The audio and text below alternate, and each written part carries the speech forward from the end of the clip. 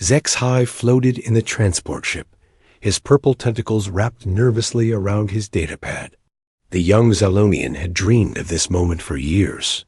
Today he would arrive at Galactic University Station Omega-7, the most famous school in the galaxy. Students from hundreds of worlds came here to learn about different species and cultures.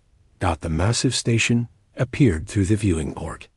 It looked like a giant metal flower with spinning arms reaching out into space.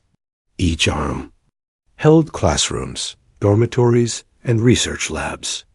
Ships from dozens of worlds docked at the central hub every day. "First time at the university?" asked a voice behind him. HFY turned to see a creature he had never met before. It stood on two legs and had pale pink skin. No scales, no fur.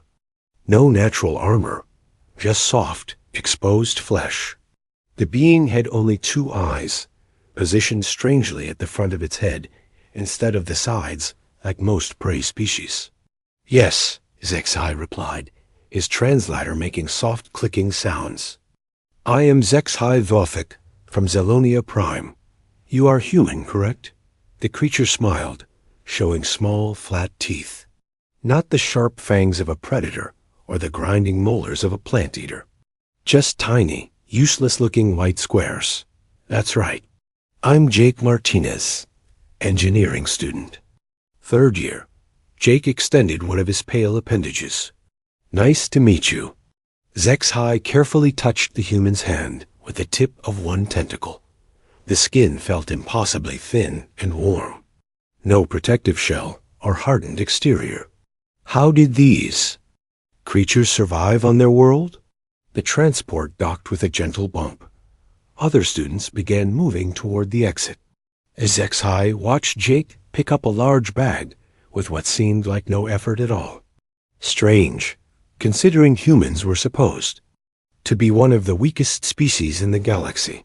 The orientation hall buzzed with activity. Hundreds of students filled the enormous space. HFY saw the familiar blue shells of Korathians, the crystalline forms of Vexery, and the towering rock-like granites. Among them, scattered like lost children, were perhaps 20 humans. They looked so small and fragile compared to the others.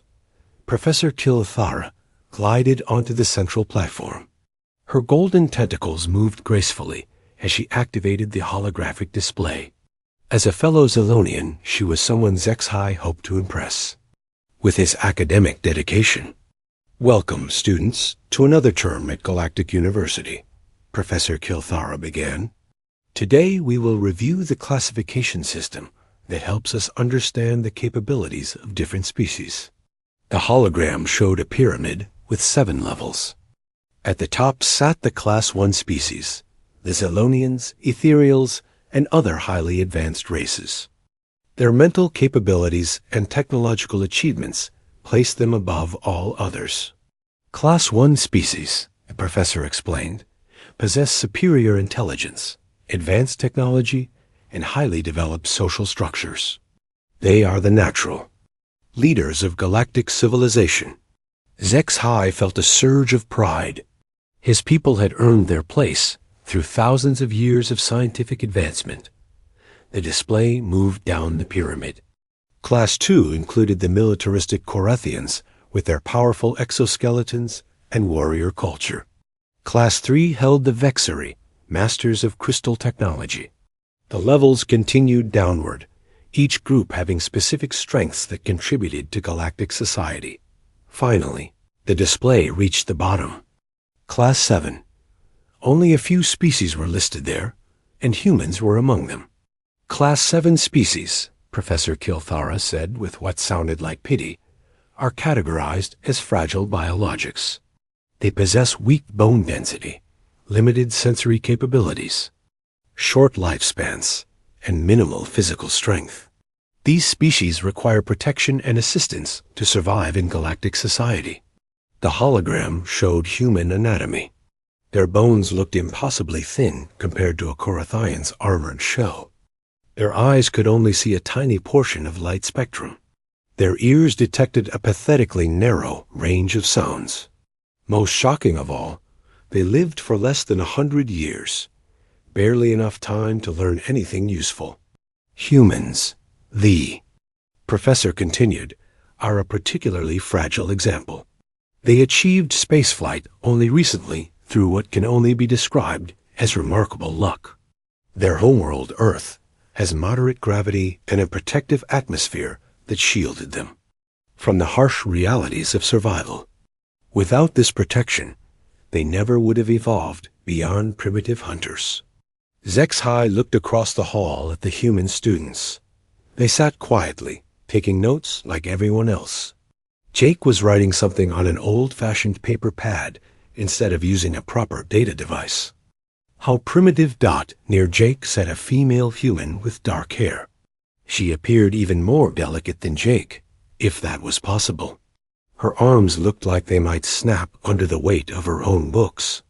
Yet she seemed focused and alert, her strange, forward-facing eyes moving constantly as she observed everything around her.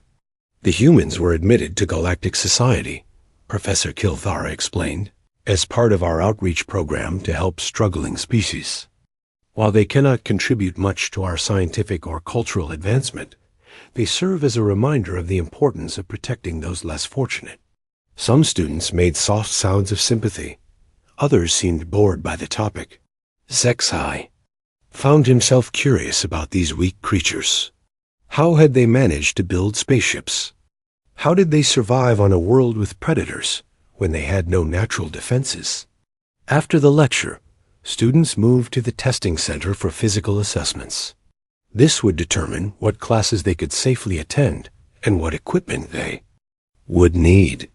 HFY watched as various species demonstrated their capabilities.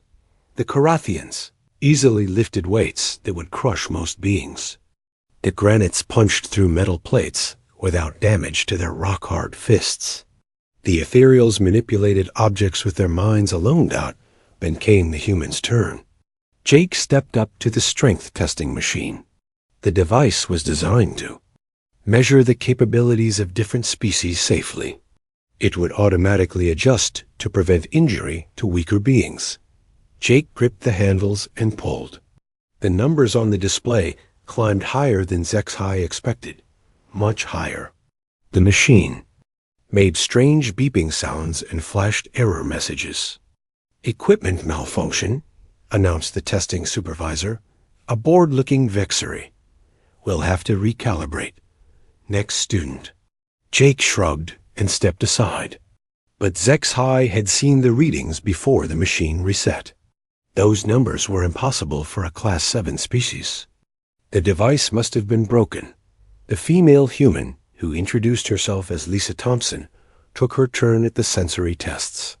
She correctly identified chemical compounds that required advanced detection equipment for most species. The testing supervisor frowned and ran the test 3 more times. Each time, Lisa gave perfect answers. "Strange readings today," the supervisor muttered. "These old machines need better maintenance." As the day ended, HFY found himself more confused than enlightened. Everything he had learned about humans suggested they should barely be able to function. Yet Jake had carried heavy equipment without strain. Lisa had demonstrated sensory capabilities that exceeded many advanced species, and both of them seemed perfectly comfortable in the station's environment, while other students complained about gravity, air pressure, or temperature. Walking to his dormitory, HFY passed a group of human students in the recreation area. They were engaged in some kind of physical game, moving with surprising speed and coordination. Their laughter echoed through the halls, a sound that somehow made other species turn and listen, though none could explain why. That night, HFY lay in his sleeping pod, trying to understand what he had witnessed. His education had taught him that humans were the weakest species in the galaxy. His own observations suggested something very different. Perhaps spending more time around these creatures would help him understand the contradiction. After all, he was here to study alien species. The humans were certainly the most alien beings he had ever encountered. not because they were strange or frightening, but because they made no sense at all. How could such fragile creatures seem so capable? Tomorrow he would begin classes with some of the human students. Perhaps then he would understand why the galaxy's weakest species didn't seem weak at all. 3 weeks into the term, HFY still found the humans puzzling. He had signed up for several classes with human students, hoping to understand their limitations better. Instead, each day brought new confusion. In Professor Veltar's gravity simulation class, students from heavy worlds practiced in environments similar to their homes. The Korathians loved this class because they could finally move at full strength. The massive chamber could simulate gravity up to 5 times galactic standard. Today we practice emergency equipment transport, announced Professor Veltar, his rock-like form towering over the students. Heavy world teams will carry standard rescue gear across the obstacle course. The Korathians stepped forward confidently. These insect-like beings were built for exactly this kind of work. Their 6 legs and armored shells made them perfect for heavy lifting and rough terrain. I need volunteers from other species to observe and take notes. The professor continued. To HFY's surprise, Jake raised his hand. I'd like to try the course, if that's okay. Several Korathians made clicking sounds that HFY's translator registered as laughter. Professor Veltar looked uncertain. Mr. Martinez, this exercise is designed for species with enhanced strength. The equipment weighs over 200 kilograms. Earth gravity is about 9.8 meters per second squared, Jake said casually. That's pretty standard, right? I should be fine. Professor Veltar consulted his data pad. His expression showed confusion. According to your species file, humans evolved in low-gravity conditions. ... Maybe the file is wrong? Jake suggested with a smile. The professor adjusted the chamber to 1.5 times standard gravity. Most students immediately felt the change. The delicate ethereals activated their floating devices. Even some Korathians moved more carefully. Jake seemed completely unaffected. The rescue equipment was loaded onto a transport sled. It included breathing apparatus, medical supplies, cutting tools, and emergency shelter materials. The combined weight would challenge even the strongest students. The first Korathian team grabbed the sled and began pulling it across the obstacle course. They moved steadily but showed clear signs of effort. Their breathing became heavy as they climbed over barriers and navigated around hazards. Jake's turn came. He approached the sled and tested its weight with a gentle pull. Then he grabbed the handles and began moving. Not just moving, he was going faster than the Korathian teams. His breathing remained steady as he lifted the entire sled over obstacles that others had struggled to drag around. Impossible, whispered a Korathian student. The human must be using hidden technology. But HFY could see Jake clearly. No enhancement suits, no gravity manipulators, no mechanical assistance. Just a supposedly fragile human pulling massive weight like it was nothing. Professor Veltar stopped the exercise. Mr. Martinez, please report to medical for enhanced strength. Screening. There may be something wrong with your physiology. Jake shrugged. Sure, no problem. Later that day, HFY attended advanced medical procedures with Dr. Nexara Zilith. The professor was a Korathian who specialized in cross-species medicine. Today's lesson focused on emergency treatment in hostile environments. Chemical spills are common in space stations, Dr. Nexara explained. Different species react differently to various compounds. Quick identification and treatment saves lives. The lesson was interrupted by an actual emergency alarm. A minor chemical leak in the adjacent laboratory had created toxic fumes. Students were evacuated, but someone needed to help with the cleanup. Lisa Thompson stepped forward. I can help identify the chemical. Dr. Nexara looked doubtful. Miss Thompson, this requires advanced sensory analysis. Most species need detection equipment. Lisa was already moving toward the affected area. She stopped just outside the contaminated zone and breathed in carefully. Ammonia-based compound with sulfur traces. Probably a cleaning solution mixed with something acidic. Not deadly to most oxygen-breathing species, but it will cause respiratory irritation. She grabbed a neutralization kit and began preparing the treatment solution. Her hands moved with precise speed, measuring and mixing chemicals without checking the instruction manual. Dr. Nexara watched in amazement as Lisa created the exact formula needed. "How did you know the compound composition?" the professor asked. "I could smell it," Lisa said simply. Humans have pretty good noses for chemical detection.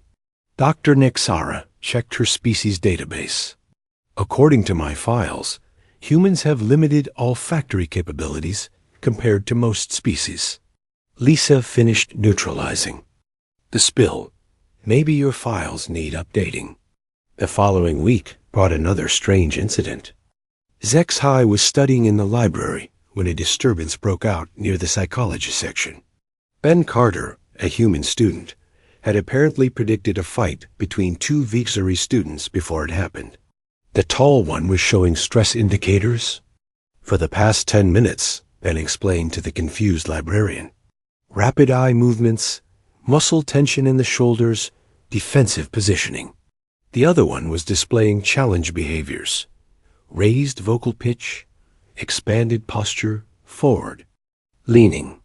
When beings from territorial species show those patterns simultaneously, conflict is inevitable."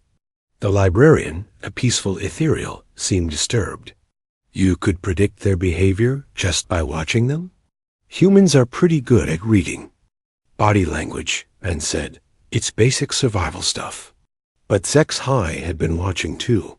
He had seen none of the signs Ben described. Neither had the other students in the area. How could a supposedly primitive species detect behavioral patterns that escaped more advanced beings? That evening, Zexhai decided to research human capabilities more carefully. He accessed the university database and pulled up detailed files on human students. What he found made no sense. Jake's strength scores were listed as equipment error, data invalid. Lisa's sensory test results were marked anomalous readings, retest required. Ben's psychological assessment was flagged with warnings about unpredictable behavioral analysis capabilities. Every human student's file contained similar notes. Physical tests failed. Medical scans showed impossible results. Academic performance exceeded expectations by huge margins. Yet all were still classified as Class 7 fragile biologics. The next day brought the most confusing incident yet. During routine emergency drills, the station simulated a decompression event. Students were supposed to reach emergency stations within 3 minutes while dealing with reduced air pressure and artificial gravity fluctuations. Most species struggled with the simulation. The ethereals needed assistance with the physical demands. The Carathians moved too slowly in the unstable environment. Even some Class 2 species had difficulty. The humans moved through the drill like they had practiced it 1,000 times. They helped struggling students from other species, secured loose equipment, and reached their stations with time to spare. Jake actually used his body to shield a panicking ethereal from floating debris. How can you function so well in emergency conditions? Zexhai asked Jake afterward. I don't know, Jake replied. It just seems natural. Humans deal with crisis situations pretty regularly back home. Amy Davis, another human student, overheard the conversation. Earth isn't exactly a safe planet, she said. We deal with natural disasters, dangerous weather, predators, disease outbreaks. You learn to adapt, or you don't survive. This caught Zexhai's attention. But your species classification says you evolved in a protected environment. Amy and Jake exchanged a strange look.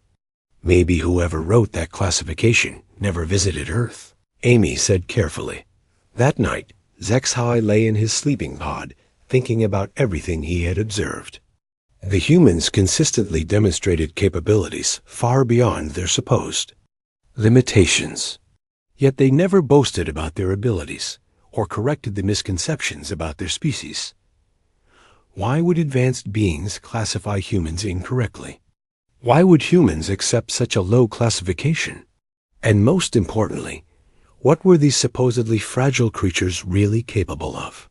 He thought about Jake's casual mention of Earth's gravity being standard, about Lisa's incredible sensory abilities, about Ben's almost supernatural understanding of behavior patterns, about how all the humans moved through emergency situations like trained professionals. Either the galactic classification system was completely wrong, or the humans were hiding something. HFY was beginning to suspect it might be both. Tomorrow, he would start investigating more carefully. If humans really were as weak as everyone believed, why did every piece of evidence suggest they were among the most capable species he had ever encountered? The mystery was becoming an obsession. And HFY was determined to find the truth. HFY could no longer ignore what he was seeing. The humans were nothing like their classification suggested. He decided to investigate properly, but he would have to be careful. Questioning galactic records was not something students usually did. He started in the main academic database, searching for research papers about human capabilities. Most studies were recent and showed confusing results.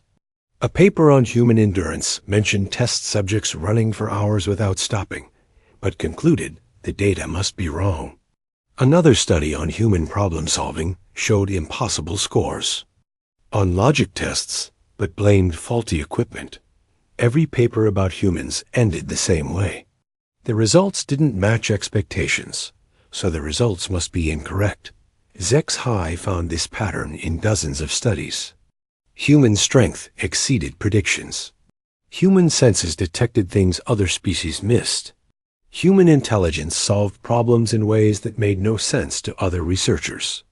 But instead of updating human classification, scientists kept assuming their instruments were broken. One paper caught his attention. It was written by Dr. Kethara, a Zalonian researcher who had studied humans for 5 years. The paper was titled Anomalous Results in Human Capability Assessment, a Call for Reclassification. The paper described test after test where humans performed far beyond Class 7 expectations. Dr. Kethara argued that humans should be reclassified as at least Class 4, possibly higher. The paper was published in a minor journal and had been read by only 12 beings in the entire galaxy. HFY decided he needed access to older records. The main archives were restricted, but students could request supervised access for research projects. He submitted a request to study early human contact records for cultural anthropology research. 3 days later, he received permission to visit the deep archives. Archivist Kethmer, an ancient being whose species HFY couldn't identify, led him through endless rows of data storage units. Human records, you say? Kethmer's voice sounded like wind through crystals.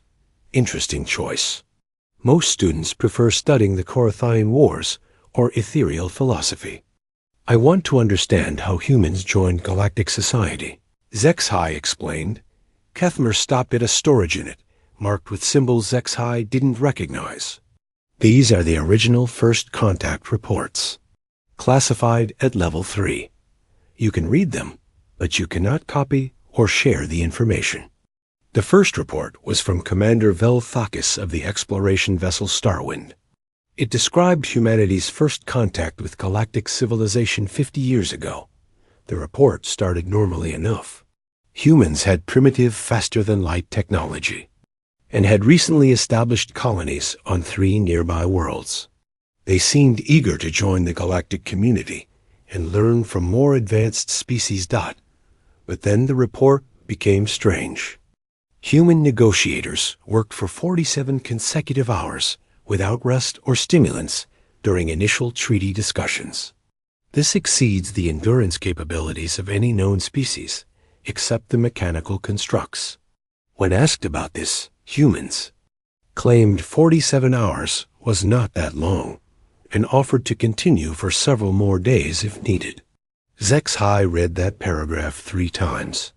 No organic being could function for 47 hours straight. Even Zalonians needed rest every 20 hours. The report continued with more impossible details. Human scientists had reviewed and solved mathematical problems that had puzzled galactic minds for centuries. They did this within days of first seeing the equations. Human artists created works that somehow triggered emotional responses in species with completely different brain structures. Most disturbing, the report concluded, is human pattern recognition ability. They consistently predict outcomes and behavior with accuracy that borders on precognition. When asked to explain their methods, humans refer to intuition and gut. Feelings, concepts that translate poorly but seem to involve processing information below conscious awareness. The next report came from Dr. Zelandra, the first xenobiologist to study humans in detail. Her findings were even more confusing. Human bone density is actually 40% higher than initial scans suggested. Their muscle fibers show unusual efficiency, generating more force per unit than most Class 3 species. Cardiovascular system demonstrates exceptional adaptation to stress and oxygen deprivation. Nervous system reaction times exceed measurement capabilities of our standard equipment. Dr. Zelandra had recommended immediate reclassification of humans to Class 2 status. Her recommendation was denied without explanation. More reports followed, each one documenting human capabilities that shouldn't exist. Military observers noted that human peacekeeping volunteers had perfect mission success rates in scenarios where other species suffered heavy casualties. Economic analysts couldn't understand how human trade negotiations consistently resulted in outcomes favorable to all parties involved. One report mentioned something called the human problem. HFY had never heard this term before. The human problem requires immediate attention, wrote Counselor Nexthara in a secret report to the Galactic Council. This species demonstrates capabilities that could destabilize existing power structures. They show no aggressive intentions, but their mere presence changes the dynamics of every situation they enter. Recommendation: contained through classification management. HFY found more references to this human problem in classified documents. The solution, apparently, had been to deliberately misclassify humans as weak and primitive. This would prevent other species from feeling threatened while allowing humans to integrate peacefully into galactic society. But why would humans agree to such deception? He found the answer in a diplomatic transcript from the early negotiations. Human ambassador Patricia Wells had spoken with the Galactic Council about humanity's classification. "We understand your concerns about our capabilities," Ambassador Wells had said. "Humans have learned that being underestimated often works to everyone's advantage. We're willing to accept whatever classification helps maintain galactic peace." The Council had been amazed by this response. Most species fought to be classified as high as possible. Humans were volunteering to be listed as weak and primitive for the greater good. Archivist Kethmer appeared beside HFY. "Finding what you expected? Not at all," HFY admitted. "These reports make no sense. How can an entire species be misclassified?" "Perhaps," Kethmer said carefully, "the classification is exactly what it needs to be." Before HFY could ask what that meant, alarms began sounding throughout the archives. Emergency lights flashed red as the station's speakers crackled to life. "Attention all personnel. We have received a distress signal from mining station Kepler 7. Catastrophic. Structural collapse has trapped over 200 beings of various species. Rescue vessels are 3 days away. All available personnel with emergency response training report to Bay 12 immediately. Zexhai gathered his materials quickly.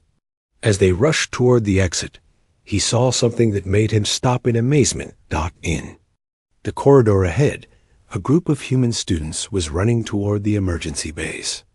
They moved with purpose and coordination that reminded him of professional rescue teams. Nick Roberts, the archaeology student, was carrying equipment that should have required 3 beings to lift. Kate Wilson was studying building schematics on her datapad while running at full speed. "Come on," Jake Martinez called to the other students. "We don't have much time." Zexhai realized he was about to witness something important. The humans weren't just going to help with the rescue operation. From the way they moved and organized themselves, they were going to lead it. He followed them toward the emergency bays, his mind racing with questions. Everything he had learned in the archives suggested that humans were far more capable than anyone realized. Now he might finally see proof of what they could really do. The mining accident would either confirm his suspicions or prove that the classified reports were wrong. Either way, Zexhai was about to learn the truth about humanity's real capabilities. As he reached the emergency bay, he could hear human voices coordinating rescue plans with an efficiency that shouldn't have been possible for supposedly primitive beings. The mystery was about to be solved, one way or another. Emergency Bay 12 buzzed with controlled chaos. Representatives from dozens of species gathered around holographic displays showing the collapsed mining station. The situation looked hopeless. 200 beings trapped deep inside a broken asteroid facility, with the nearest rescue ship still 3 days away. Zexhai expected the senior staff to take command. Instead, he watched in amazement as the humans quietly moved to the front of the group. Captain Roy Johnson, who Zexhai had seen listed as a junior logistics coordinator, was somehow giving orders to beings from species that supposedly outranked humans in every way. "Team leaders, report status," Captain Johnson said calmly. Korathian military representative, Commander Zeke Tar, stepped forward. "Captain, my warriors are ready for deployment, but the facility structure is too unstable for heavy assault teams." A Vexery engineering specialist added, "Our cutting tools cannot penetrate the collapsed sections without risking further damage." An ethereal rescue coordinator floated nervously. "Our scanning equipment shows multiple species with different atmospheric needs. We cannot determine safe rescue priorities." Zexhai noticed something strange. These were all senior officers from advanced species, yet they were reporting to a human who was supposedly from the weakest species in the galaxy. Even stranger, they seemed to expect him to have solutions. Captain Johnson studied the holographic display for 30 seconds. Then, he began pointing to different sections of the collapsed facility. "Commander Zektar, position your teams here and here. You won't be doing heavy lifting, but we need your endurance for perimeter security. This operation will take at least 72 hours. 72 hours? Commander Zektar's mandibles clicked with concern. "Captain, no organic being can function effectively for that duration. Humans can," Captain Johnson said simply. "And we'll need every hour to get everyone out alive."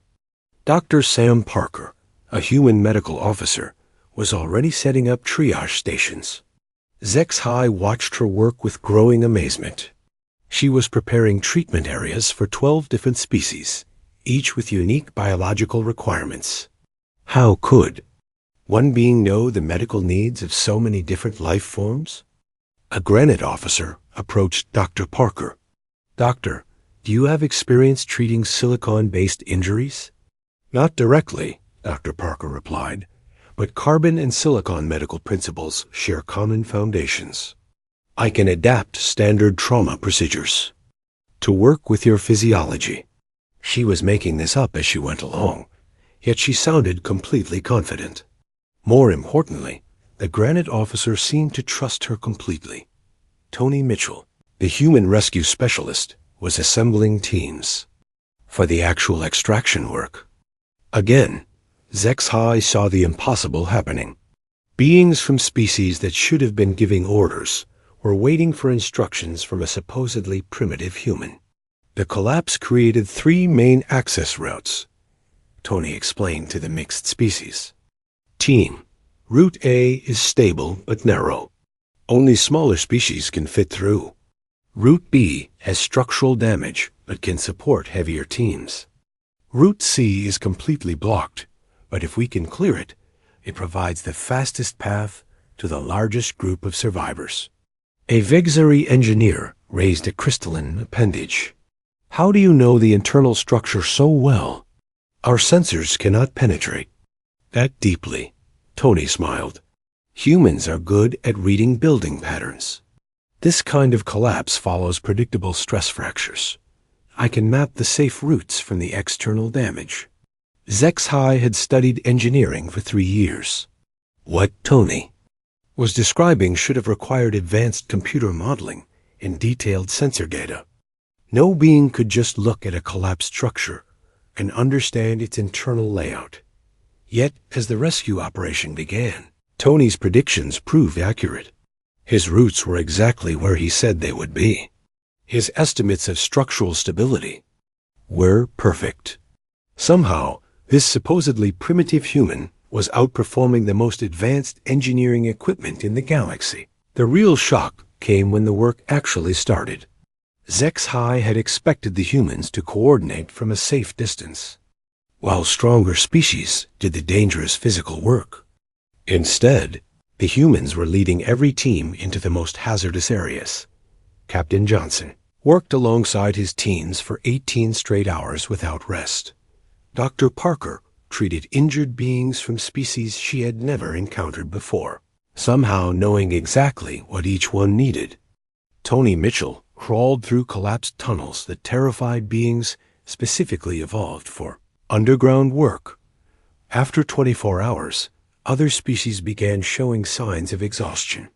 The Korathians, famous for their endurance, needed rest. Periods. The ethereals required meditation breaks to maintain focus. Even the mechanical-like granites had to rotate teams to prevent overheating. The humans just kept working. How are they still functioning? Asked Commander Ziktar during one of his mandatory rest periods. ZE X single quotes HA, I had no answer. According to everything he had learned, humans should have collapsed from exhaustion hours ago. Instead, they seemed to be getting more efficient as time passed. By the second day, the impossible became routine. Captain Johnson was coordinating 12 different rescue teams while managing supply logistics and maintaining communication with trapped survivors. He had been awake for over 40 hours and showed no signs of slowing down. Dr. Parker had successfully treated beings from 8 different species, including several emergency surgeries on life forms she had only read about in textbooks. Her hands remained steady, her judgment remained sharp, and her patience never wavered. Tony Mitchell had crawled through over 2 kilometers of collapsed tunnels, mapping safe routes and setting up support structures. He had rescued 37 beings personally, carrying several of them to safety when they were too injured to move. What amazed HFY most was how the humans managed fear and stress. The trapped beings were panicking, as any rational creature would. The rescue teams from advanced species showed signs of strain as the situation remained dangerous. The humans remained calm. More than calm, they projected confidence that somehow spread to everyone around them. When Tony's voice came through the communication system, trapped beings stopped panicking. When Dr. Parker explained a medical procedure, injured patients relaxed despite their pain. When Captain Johnson announced that everything would be fine, everyone believed him. On the 3rd day, as the last group of survivors was brought to safety, HFY finally understood what he had witnessed. This wasn't just a rescue operation. It was a demonstration of what humans could do. when they stopped pretending to be weak. They had worked for 72 hours straight without losing effectiveness. They had solved problems that stumped more. Advanced species. They had managed a crisis involving dozens of different life forms with needs they had never encountered before. And they had done it all while keeping everyone else calm and hopeful as the rescued beings were loaded onto medical transports. Zex-Hi overheard a conversation between Captain Johnson and Commander Zektar. "Captain," the Korathian officer said, "your species' performance during this operation was remarkable. Perhaps the galactic classification system requires review." Captain Johnson smiled tiredly. "We just did what needed to be done, Commander. Sometimes that's enough." But Zex-Hi could see the truth in the humans' eyes. This hadn't been remarkable for them. This had been normal. The humans had been holding back, working at perhaps half their actual capability, and they had still outperformed every other species present. The mining accident had answered all of Zex-Hi's questions about human capabilities. Now he had a much bigger question. If humans were this capable when they were trying to appear weak, what could they do if they ever decided to show their true strength? The thought was both exciting and terrifying. Zex-Hi could not concentrate on his studies. The mining rescue had been over for a week, but he kept thinking about what he had seen. The humans had saved everyone while other species watched in amazement. Yet all official reports listed the operation as a successful multi-species cooperation effort, with no special mention of human contributions. He decided he needed answers. Real answers, not the lies in the official files. Professor Kilthara was reviewing data in her office when Zex-Hi knocked on her door. She looked up with the tired expression of someone who had been working too long. "Zex-Hi, what can I do for you?" "Professor, I need to ask you about human classification." He set his datapad on her desk, showing all the evidence he had collected. "Nothing about humans matches their Class 7 designation. I have documented proof that they are far more capable than our records indicate." Professor Kilthara's tentacles went very still. She stared at the data for a long time without speaking. Finally, she activated her office's privacy shields. "What exactly do you think you have discovered?" she asked carefully. "I think humans are not weak at all. I think they are one of the strongest species in the galaxy, and everyone is lying about it." Zex-Hi's words came out in a rush. The mining rescue proved it. They worked for 3 days without stopping. They solved problems that stumped everyone else. They saved beings from species that are supposedly superior to them. Professor Kilthara was quiet for another long moment. Then she did something unexpected. She laughed. "You are a very observant student, Zex-Hi. Perhaps too observant. What does that mean?" "It means you have discovered something that most beings spend their entire lives not noticing." She turned off her main computer and activated a secondary system that Zex-Hi had never seen before. "Before I show you anything more, I need you to understand something. The information you are about to receive is classified at the highest levels. Sharing it with unauthorized beings could cause panic across the entire galaxy." Zex-Hi's heart began beating faster. "I understand, Professor." "No, you do not. But you will." She input a long security code. "Computer, access human problem files. Authorization Kilthara 77 Alpha." The holographic display filled with documents marked with warning symbols. Zex-Hi had never seen classification levels this high. "The truth, young Zex-Hi, is that you are absolutely correct. Humans are not Class 7 fragile biologics. They are not even Class 1. If we had to classify them honestly, they would require a completely new category." She opened a file titled True Human Capabilities Assessment. The data made Zex-Hi's tentacles curl with shock. Human bone density was not weak. It was stronger than most Class 2 species.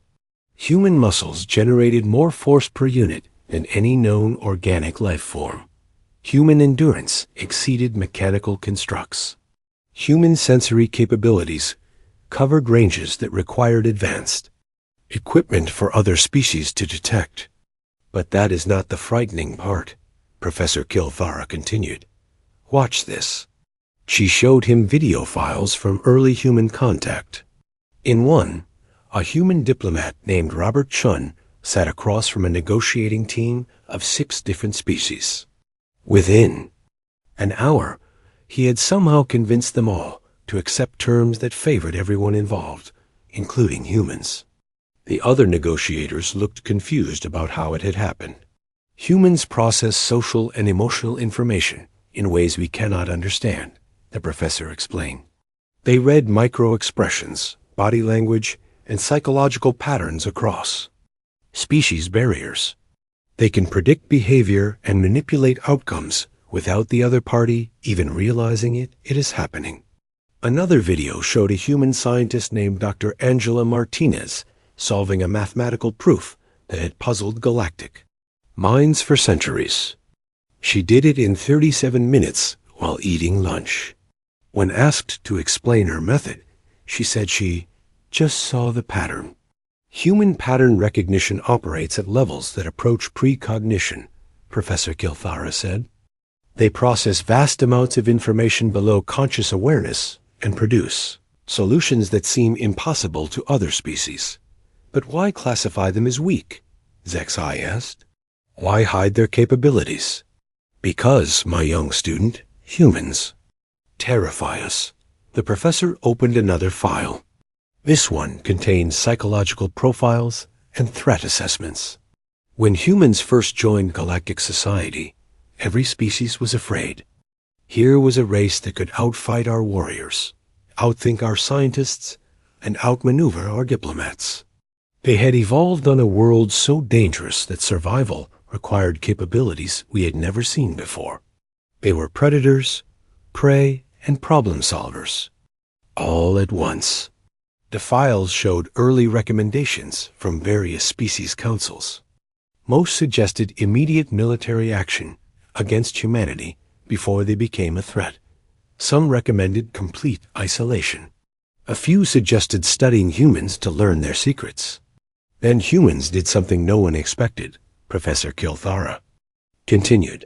They volunteered to be underestimated. She showed him the diplomatic records Zexai had seen in the archives, but with additional context. Ambassador Patricia Wells had not just accepted lower classification, she had actively helped design it. Humans understood that their true capabilities would destabilize galactic society. Wars might start as species fought to gain human allies or eliminate human threats. So they offered a solution. They would hide their abilities and accept classification as a weak species. In exchange, they would be allowed to integrate peacefully and help solve problems quietly. The Galactic Council agreed to this deception? We had no choice. The alternative might have been galactic war. Humans were too dangerous to fight and too valuable to lose. Professor Kilthara opened one final file. This one was labeled Current Human Activities. For 50 years, humans have been the galaxy's secret problem solvers. When crisis situations arise that other species cannot handle, humans are quietly sent to fix them. They never take credit. They never demand recognition. They just solve the unsolvable and let others take the praise. The files showed mission after mission where human teams had resolved conflicts, prevented disasters, and saved lives. Always working in the background, always maintaining the illusion of being weak. Helpers rather than the primary assets. The mining rescue was typical, the professor explained. Humans took charge because they were the only beings capable of handling such a complex crisis. But the official reports will credit it to successful cooperation between multiple species. Zexai felt overwhelmed. Everything he thought he knew about galactic society was wrong. How many beings know the truth? Very few. High-ranking council members, senior military officers, a handful of researchers like myself. Most beings live their entire lives never realizing that the galaxy's weakest species is actually its strongest. What happens now? What do I do with this information? Professor Kilthara studied him carefully. That depends on you. You could expose the truth and watch galactic society tear itself apart as species panic about human capabilities. You could demand that humans be reclassified and watch as fear replaces cooperation.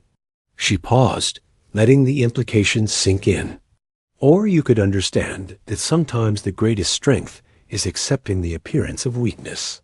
Humans chose to be underestimated because it serves the greater good. They sacrifice recognition and respect to maintain peace. Zex-Hi thought about Jake, Lisa, Ben, and all the other human students. They had never once complained about being called weak. They had never corrected misconceptions about their abilities. They had just quietly helped everyone around them, while accepting insults and condescension. The humans I study with, he said slowly. They know I know, don't they? Humans are very good at reading people, Zex-Hi. They probably realized you were figuring it out weeks ago. And they did not stop me. Why would they? You are not a threat to galactic peace. You are just a curious student who wanted to understand the truth. Zex-Hi made his decision. I will not share this information. I thought you might say that. Humans have a way of inspiring loyalty, even when people discover their secret. As Zex-Hi prepared to leave, Professor Kilthara had one final comment. Remember, young student, that you have learned something very important today. The strongest beings in the galaxy are not always the ones who appear strongest. Sometimes true power lies in choosing not to use it. Walking back to his dormitory, Zex-Hi saw Jake Martinez in the recreation area, laughing with friends from a dozen different species. To everyone else, Jake looked like just another weak human who had gotten lucky during the mining rescue. But Zex-Hi now saw the truth. Jake was probably calculating structural loads while he laughed, monitoring his friends' emotional states while he joked, and preparing solutions to problems that had not even occurred yet, all while maintaining the perfect illusion of being. Nothing special. It was, Zex-Hi realized, the most impressive performance he had ever witnessed. Humans were not just the strongest species in the galaxy. They might also be the wisest. After all, what could be more powerful than an entire civilization that chose to appear powerless for the sake of peace?